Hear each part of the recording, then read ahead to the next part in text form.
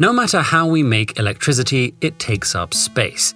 Electricity from coal requires mines and plants to burn it and convert the heat into electricity.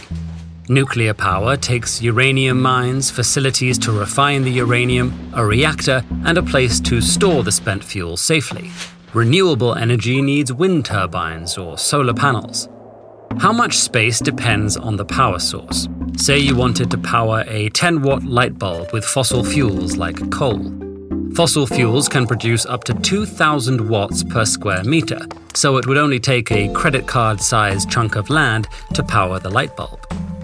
With nuclear power, you might only need an area about the size of the palms of your hands. With solar power, you need at least 0.3 square meters of land, twice the size of a cafeteria tray.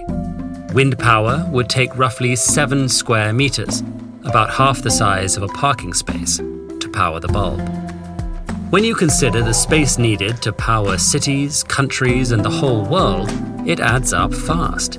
Today, the world uses 3 trillion watts of electricity. To power the entire world with only fossil fuels, you'd need at least about 1,200 square kilometers of space, roughly the area of Grand Bahama Island. With nuclear energy, you'd need almost 4 times as much space at a minimum, roughly 4,000 square kilometers, a little less than the area of Delaware. With solar, you need at least 95,000 square kilometers, approximately the area of South Korea. With wind power, you'd need 2 million, about the area of Mexico. For each power source, there's variability in how much power it can generate per square meter, but these numbers give us a general sense of the space needed. Of course, building energy infrastructure in a desert, a rainforest, a town, or even in the ocean are completely different prospects. And energy sources monopolize the space they occupy to very different extents. Take wind power. Wind turbines need to be spread out, sometimes half a kilometer apart, so that the turbulence from one turbine doesn't reduce the efficiency of the others.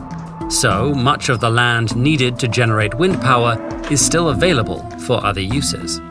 But the baseline amount of space still matters, because cities and other densely populated areas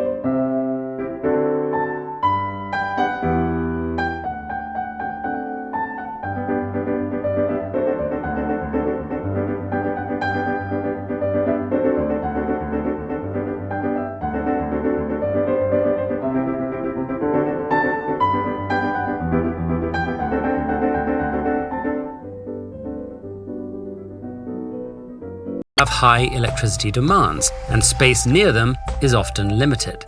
Our current power infrastructure works best when electricity is generated where and when it's needed, rather than being stored or sent across long distances.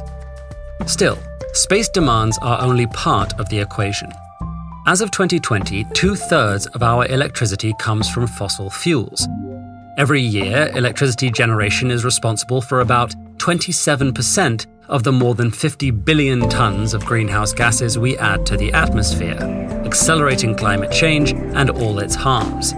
So although fossil fuels require the least space of our existing technologies, we can't continue to rely on them. Cost is another consideration.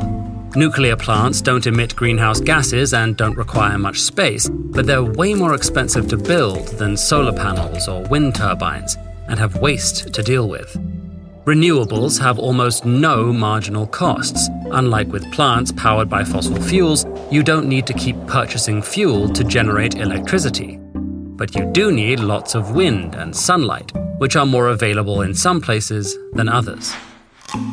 No single approach will be the best option to power the entire world while eliminating harmful greenhouse gas emissions. For For some places, nuclear power might be the best option for replacing fossil fuels. Others, like the US, have the natural resources to get most or all of their electricity from renewables. And across the board, we should be working to make our power sources better, safer in the case of nuclear, and easier to store and transport in the case of renewables. Okay, so that's how much space we need to power the world, but exactly how much electricity do we need? Find out with this video. Or watch this video to learn how boring old cement might just be a superhero in disguise, ready to save the world.